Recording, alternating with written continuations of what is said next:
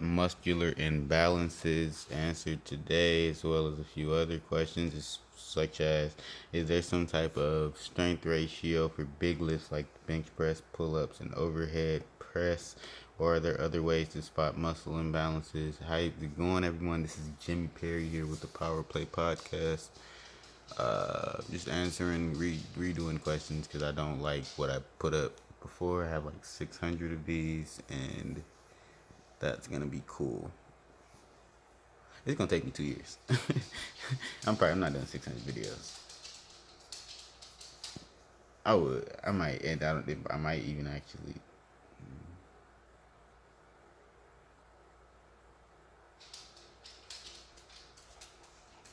I might do it in the next few months. If I need 600 videos, I may. What? That's 50 videos. In 30 days, 600 videos. That's what? 20 videos a day? That's dead. That's not happening. That's like every day, all day, nonstop. Videos are gonna come out to be BS unless I have like a bunch of people helping me. That's like it's possible, but it's just BS, and it's not really possible. Not for a single person. But that's besides the point. All right, so I'm gonna answer this question. I have seen a ratio posted on the internet before. The ideal strength ratios are, and this is in a perfect world with the squat being the baseline. The bench press should be about 75% of your squat. Back squat, I mean. Deadlift should be about 120% of the back squat. I'm glad that I just read this. And then the squat is the baseline.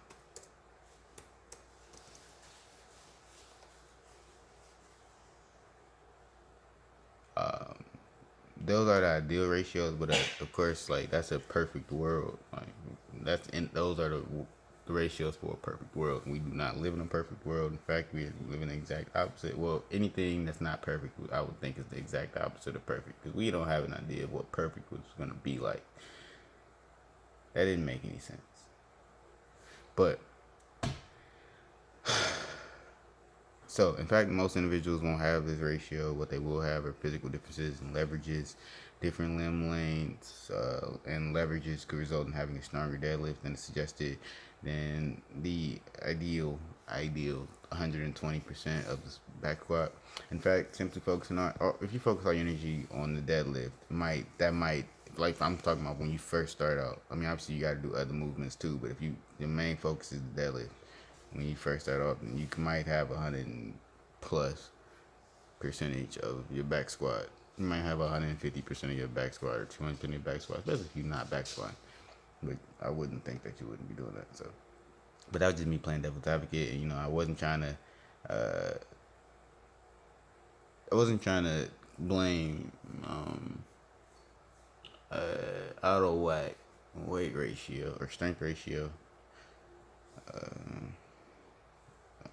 on weakness, but usually sometimes it's caused by those. I mean, like I was reading an article and the guy was saying basically, certain weight ratios hint to you at certain things, like they hint to you at certain muscular imbalances, and I think that's interesting. Like if you, because of the muscles that certain movements have, like for instance, if you're, the guy said that the clean deadlift is quad dominant, and if you're, what was it? If your clean or any of your other deadlifts are, honestly, I wish I could turn this camera around,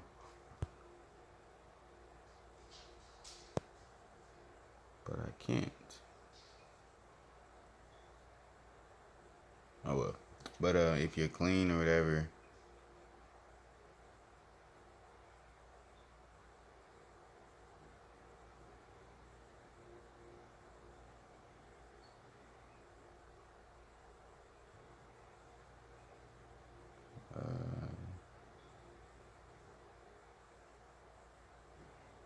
I'm sorry, it is late. I just kind of drifted off.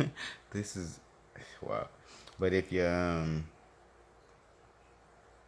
basically if you stronger in certain like variations of the deadlift than you are in other variations, and the variations use certain movements. Like for instance, the deadlift, the powerlifting deadlift is you need to be strong in the hips and lower back compared to the quads. But if your powerlifting deadlift is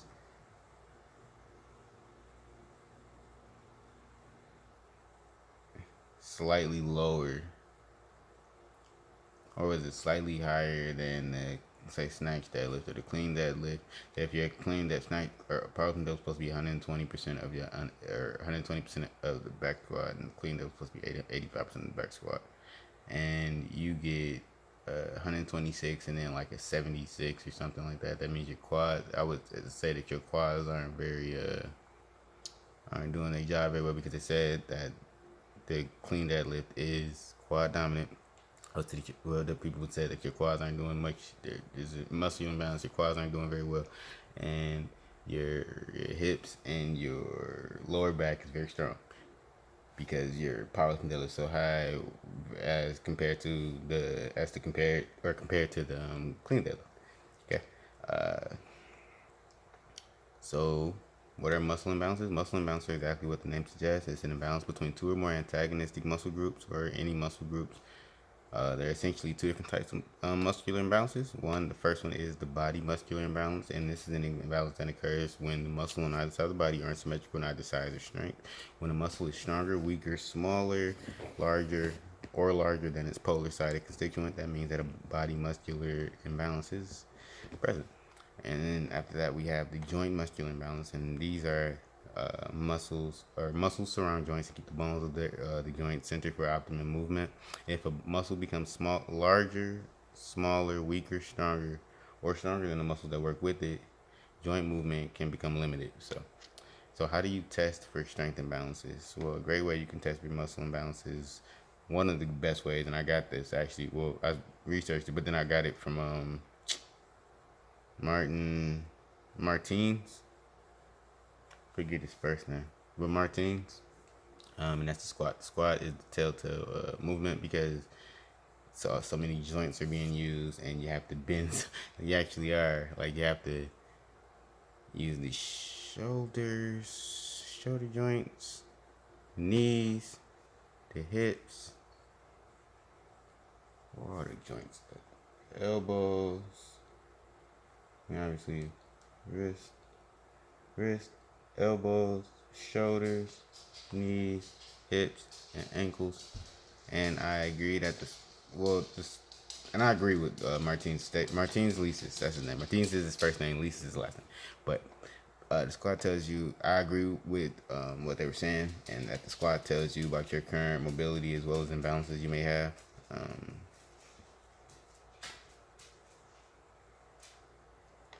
So first, you can have caving knees, and I actually used to do this when your knees are just not even just caving, but if your knees aren't like stable, like if your knees are constantly wobbling around when you squat and something's wrong.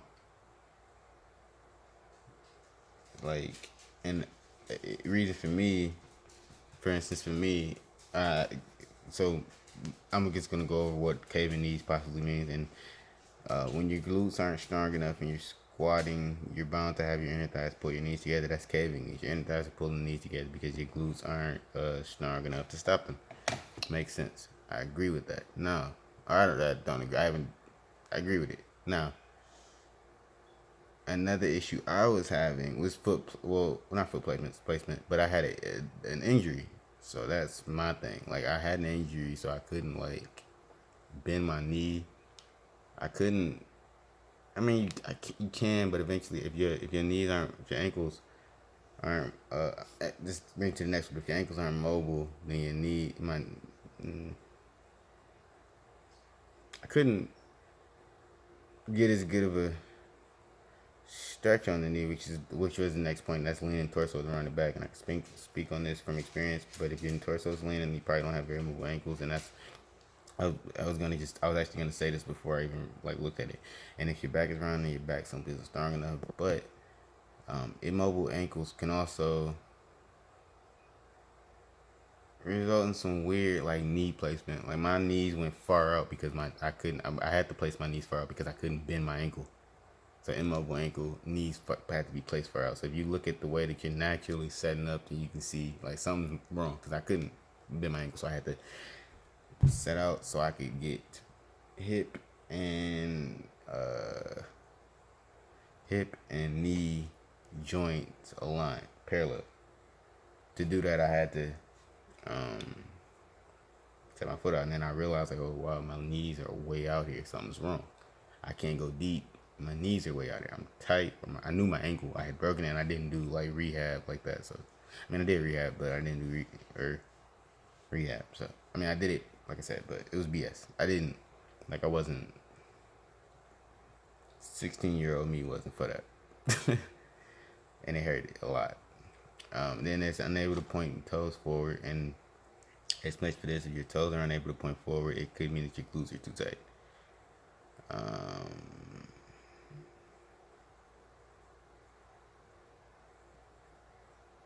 Apparently, the glutes help us step outward. Your toe. They're saying that the glutes are pulling your legs this way, to the side, pulling your feet to the side.